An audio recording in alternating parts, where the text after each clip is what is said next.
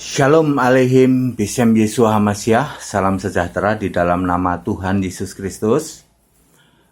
Bapak Ibu peserta sekolah tinggal kitab, kita masuk di dalam pelajaran nomor 070 ya. Pelajaran nomor 070. Ini masih Rut pasal 3 ya.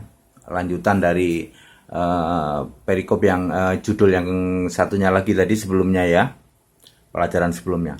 Ayat 6 sampai 8, Rut pasal 3 ayat 6 sampai 8. Rut ini sengaja datang ke tempat pengirikan dan berbaring dekat Boas yang sedang mengawasi proses pengirikan itu. Jadi pengirikan itu apa sih sebenarnya tuh? Kalau versi saya sih menampi ya, mungkin bahasa Indonesianya menampi. Pakai penampi itu apa sih? Kalau di Jawa itu tampah, Anda tahu tampah ya? Ya beginilah dulu zaman nenek saya masih ngalamin tuh. Tapi yang ditampi beras dan padi yang habis ditumbuk, digiling terus ditampi. Itu ya. Apakah pengirikan seperti ini? Nah, di tempat pengirikan ini si Rut nyelip deket Boas gitu. Boas ini kan ngawasi pengirikan ya. Pengirikan itu biasanya sore sampai rada gelap begitulah ya. Terus biasanya ya Boas tidurnya di situ, di tempat pengirikan itu, berbaring di tumpukan-tumpukan jerami, disebutnya begitu ya. Rut nyelip ke situ. Nah, sekarang kuisnya. Apa reaksi Boas? Tahu-tahu ada cewek muda di sampingnya ya. Ini yang sering digagal pahami ya. Sekali lagi ya saudara-saudara ya. Ini pendeta jarang berani mengkhotbahkan ini dan jarang berani jawab kalau ditanya soal ini. Itu Rut. Rut itu cewek kok datang ke Boas. Tahu-tahu berbaring di sampingnya. Terus kuis lagi. Sebenarnya apa maksud Rut itu kok nyelip tidur di sebelahnya Boas? Sebenarnya dia punya misi loh. Nggak cuman soal, maaf ya, nggak cuman soal misi biar dia tertarik sama saya nih. Biar Boas tertarik sama aku. Nggak cuman itu misinya, dan bukan itu. Misi utamanya bukan itu. Kuisnya sebenarnya Rut itu punya maksud dan misi apa datengin Boas? Ayat 12 sampai dengan 15, Boas menanggapi maksud Rut. Bahkan Rut pulang dibawain jelai 6 takar. Saya masih penasaran, jelai itu apa ya? Bedanya sama gandum apa ya, jelai sama gandum ya? Ya kalau sama nggak apa-apa ya, bilang aja sama. Kalau Anda bisa menemukan jelai itu sama dengan gandum ya, jawab aja jelai itu sama dengan gandum. Saya tidak tahu ya. Saya dari dulu jelai itu apa ya? Kalau selai saya tahu selai. Kalau makan roti pakai selai. Jelai ini istilah Alkitab ini. Nggak apa-apa lah ya. Exciting ya, para mahasiswa sekolah Alkitab harus exciting. Cari tahu jelai itu apa sih? Jelai itu supaya kita bisa ngerti gitu yo. Kan seperti matematika kan? Kalau paham ya paham terus seumur hidup. Ya. Sebenarnya saya sudah tahu sih jelai sebenarnya, tapi ya biasa begini, saya suka begini nih ya. Biarin mahasiswa kita ini exciting ya, cari tahu jelai itu apa sih, bedanya sama gandum apa. Ayat Alkitabnya ada sebenarnya.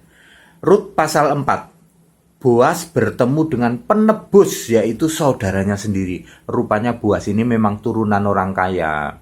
Saudara dia pun juga kaya gitu ya. Ayat 2 sampai 4. Penebus, yaitu saudaranya Boas itu, menyatakan sanggup membeli tanah yang ditawarkan oleh Rut. Oh, ya mungkin sekarang Anda baru jadi Rut itu nawarin tanah toh, gitu ya.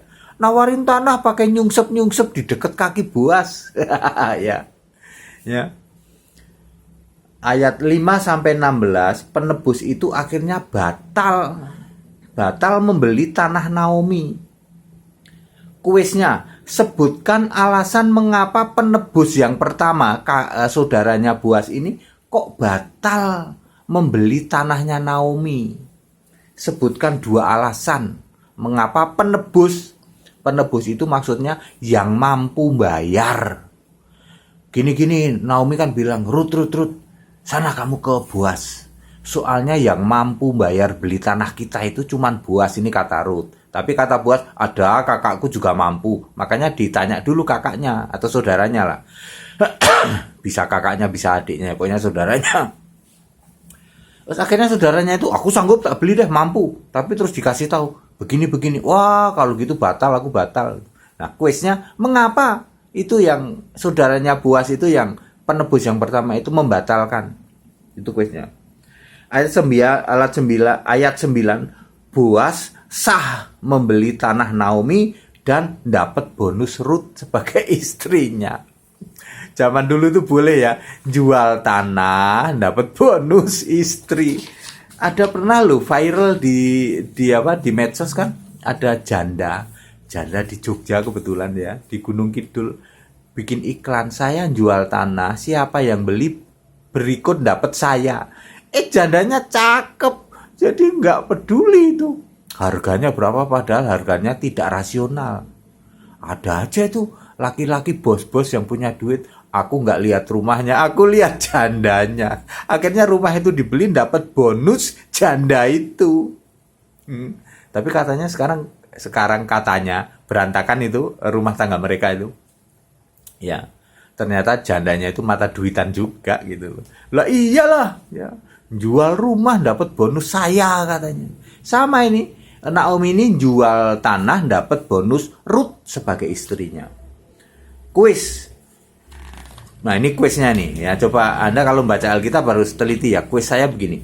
Apakah Boaz itu orang yang sudah tua atau masih muda ya? Nggak beda jauh sama Rut.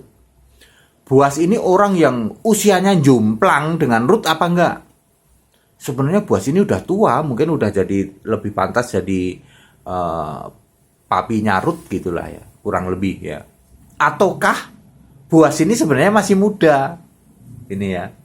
Ya Anda harus teliti loh baca Alkitab loh ya.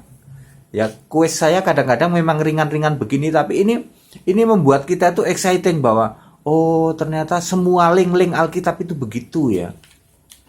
Jadi kuisnya Boaz itu sudah tua, seimbang dengan Rut sebagai pasangan suami istri, atau masih muda atau sudah tua jomplang banget gitu loh, kayak bapak sama anaknya gitu loh ya usianya ya.